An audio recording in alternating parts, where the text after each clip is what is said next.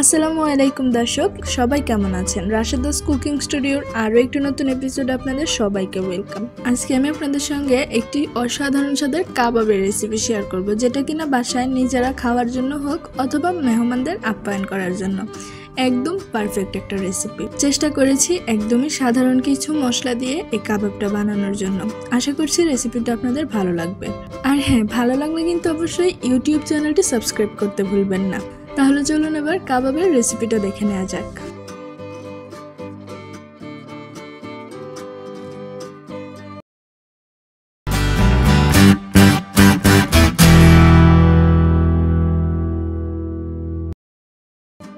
তো প্রথমে আমি এখানে 500 গ্রাম মতো বিফ নিয়ে নিলাম।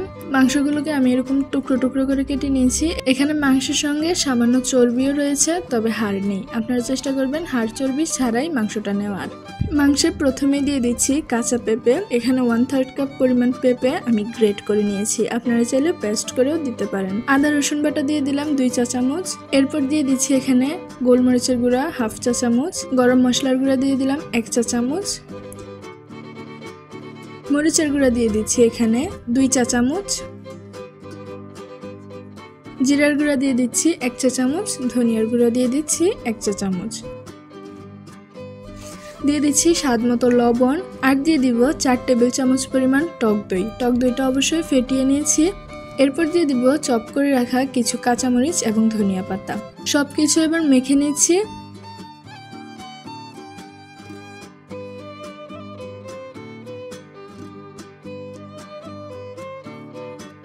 এখানে এবার দিয়ে দিচ্ছি 2 টেবিল চামচ পরিমাণ তেল, আর দিয়ে দিচ্ছি সামান্য ফুড কালার। ফুড কালারটা চাইলে আপনারা অ্যাভয়েড করতে পারেন, তবে সেই ক্ষেত্রে আপনাদের হলুদের গুঁড়াটা ব্যবহার করতে হবে।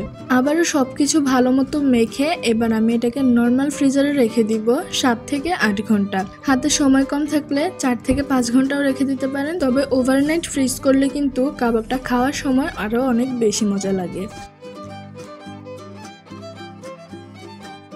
তো 7 থেকে 8 ঘন্টা পর আমি চুলায় একটা প্যান বসিয়ে দিলাম। প্যানে দিয়ে দিলাম সামান্য তেল। তেলটা ব্রাশ করে নিচ্ছি।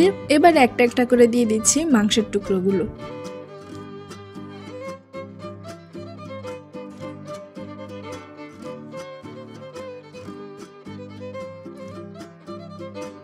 মাংসগুলো দেওয়া হয়ে গেলে চুলার আঁচটা একদম লোতে রেখে 25 মিনিট আমি ঢাকনা দিয়ে রান্না করে নেব। 25 মিনিট পর দেখতেই পাচ্ছেন মাংসের তেল পানি কিন্তু সব ছেড়ে দিয়েছে। এবার চুলার আঁচটা মিডিয়াম হাই করে দিয়ে মাংসের এই পানিটাকে আমি শুকিয়ে নিব।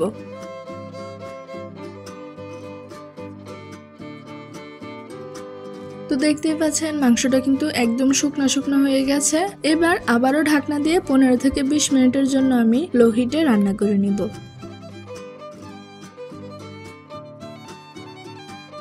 20 মিনিট পর দেখতেই পাচ্ছেন মাংসের মধ্যে কিন্তু অলরেডি একটা কাবাবের টেক্সচার চলে এসেছে। চুলার আঁচটা আবারও মিডিয়াম হাই দিয়ে আমি আরো 5 থেকে 7 মিনিট রান্না করে নিলাম। 5-7 মিনিট পর মাঝখানে একটা ফয়েল পেপার দিয়ে আমি এখানে দিয়ে দিচ্ছি একটা কয়লার টুকরো। কয়লার টুকরোটা অবশ্যই গরম করা ছিল।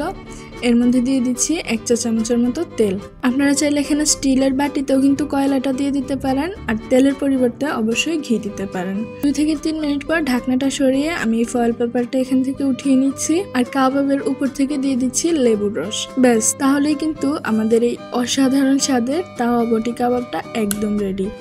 বাসায় অবশ্যই একবার ট্রাই করে দেখবেন, আশা করছি আপনাদের ভালো লাগবে। আর ভালো লাগলে কিন্তু আমাকে কমেন্ট করে জানাতে একদমই ভুলবেন না। তো ভিডিওটা আজকের মতো এখানেই শেষ করছি। সবাই ভালো থাকুন, সুস্থ থাকুন। আল্লাহ হাফেজ।